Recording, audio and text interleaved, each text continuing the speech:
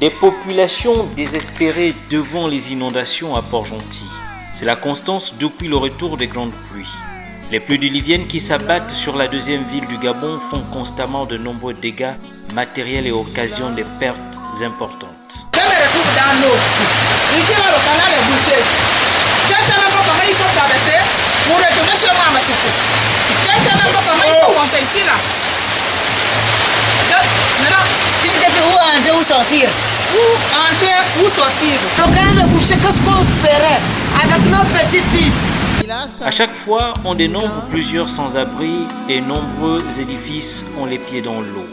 Les cours d'école se transforment en lacs. Les quartiers dits résidentiels sont dans le collimateur de la flotte. Cette situation remet au grand jour le problème des inondations à Port-Gentil et surtout l'absence d'une véritable canalisation des eaux dans les quartiers mal viabilisés. Les eaux sont montées, il y a les câbles de courant, il y a les prises à terre qui vont s'électrocuter. Et après, qu'est-ce qu'on dira? Le Goué maritime produit l'or noir, mais l'argent va ailleurs.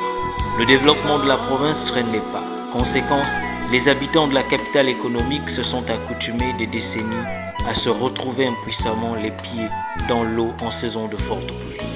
Nous avons la route, comme vous voyez là, avec des eaux qui stagnent un peu juste à côté là, qu'il faut un peu regarder ce problème. La situation, comme vous voyez, c'est un peu sale, un peu partout avec ces herbes. Donc il faut un peu regarder ces problèmes par rapport à...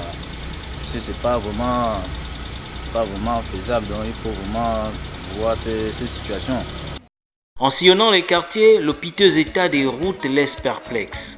Les nids de poules ont fait place à des lacs artificiels obligeant du coup les automobilistes à repasser l'épreuve du créneau. Les déplacements des populations sont rendus difficiles durant les pluies. Toitures des habitations envolées. Une chaîne de solidarité s'impose. Dans la nuit, on est obligé d'aller chez les voisins. C'est un peu de mettre le matériel par-ci, par-là, même là. Nos matériels sont complètement mouillés. On a tout perdu ici. Là. On a quand même des voisins qui nous ont aidés. Tout ce qu'on demande, c'est de l'aide à nos camarades députés, chrétiens, maires, des amis de bonne foi. Ils nous permettent. Parce que là, c'est une situation qui nous a surpris. C'est un vent qui est venu en une seconde. On n'a pas vraiment eu le temps de tout aménager. je viens récupérer tout, les matériels, tout, c'est gaspillé. Un plan d'urbanisation est plus que jamais nécessaire afin que les populations sentent un réel développement de leur vie. Les causes sont multiples, elles ne datent pas d'aujourd'hui.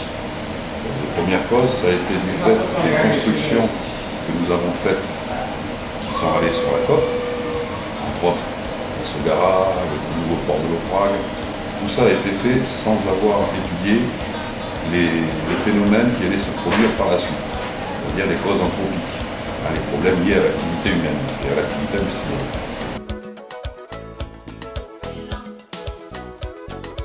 Devant ces catastrophes naturelles, dans les zones sinistrées, les réactions ne tardent pas.